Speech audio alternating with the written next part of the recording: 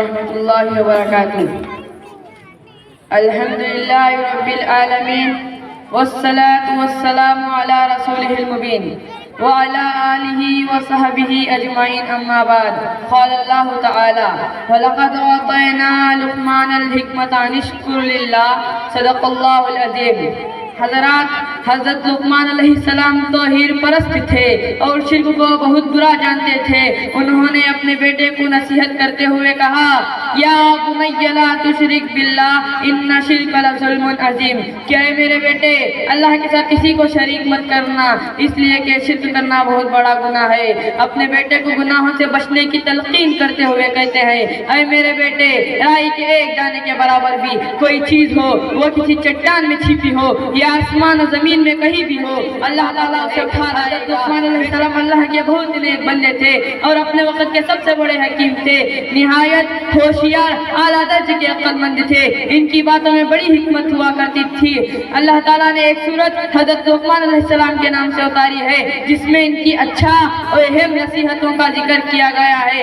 اپنے بیٹے کو عبادت اور اچھے اخلاق کی تعلیم کرتے ہوئے کہتے ہیں، سورہ لقمان میں فرماتے ہیں، اے میرے بیٹے، نماز کی پابندی کرنا، اچھی باتیں بتانا، بری باتوں سے روکنا، اس پر جو بھی پریشانی ہے صبر کرنا، کیونکہ مردانگی کی علامت ہے۔ لوگوں سے اپنا چہرہ نفرت سے نہ پھیرنا، زمین پہ اکڑ کے تکبر سے نہ چلنا، کیونکہ تکبر کرنے والے اور اترانے والے کو اللہ تعالیٰ پسند نہیں کرتا۔ چلنے میں درمیان چال اختیار کرو، اپنی آواز کو پست رکھو، یعنی زیادہ مت چلاؤ، کیونکہ سب سے بری آواز گدھے کی آواز ہے۔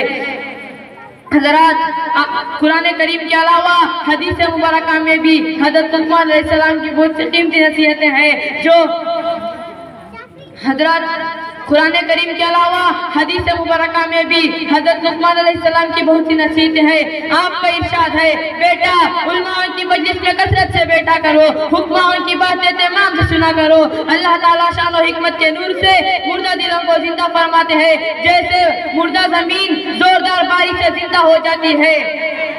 بیٹا جو شخص جھوٹ بولتا ہے اس کے منہ سے رونق جاتی رہتی ہے۔ بیٹا جنازے میں اہتمام سے شرکت کیا کرو، تقریبات میں شرکت گریز کیا کرو، کیونکہ جنازہ آخرت کی یاد کو تازہ کرتا ہے اور شادیاں دنیا کی طرف مشغول کرتی ہے۔ نہ تم اتنا میٹھا ہو کہ لوگ تمہیں نگل جائیں، نہ اتنا کڑوا ہو لوگ تمہیں تھوک دے۔ توبہ میں کبھی دیر نہ کرنا، کیونکہ موت کا کوئی وقت مقرر نہیں، وہ دفعتاً آ جاتی ہے۔ اپنے کاموں میں علماء سے مشورہ لیا کرو۔ ضرورت یہ ہے کہ ہم ان باتوں کو معلوم کریں اور ان پر عمل کرنے کی کوشش کریں۔ دعا ہے کہ اللہ تعالی ہم سب کو اس پر عمل کرنے کی توفیق عطا فرمائے۔ وما علینا الا البلاغ۔ السلام علیکم ورحمۃ اللہ وبرکاتہ۔